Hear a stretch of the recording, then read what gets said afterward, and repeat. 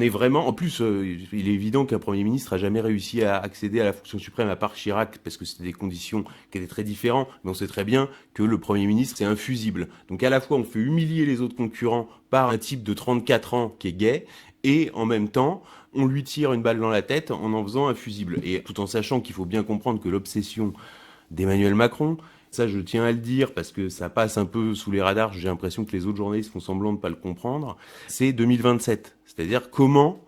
D'ailleurs, faites une recherche sur Google, vous tapez Emmanuel Macron, 3e mandat, et vous verrez tous les éléments de langage qui sont distillés dans la presse avec plusieurs hypothèses. Il y avait l'hypothèse Poutine-Medvedev, mais qui ne tient plus vraiment la corde, c'est-à-dire de Macron Premier ministre avec un président fantoche, mais ça tient plus la corde. Et là, la nouvelle idée, c'est de faire passer une réforme constitutionnelle, donc pour faire que le mandat soit renouvelable. J'ai vu que seul un journaliste du monde diplomatique, Akram Belkaïd, a dit que la France, si elle faisait ça, officialisait qu'elle était une république bananière. On change la constitution pour pouvoir se représenter.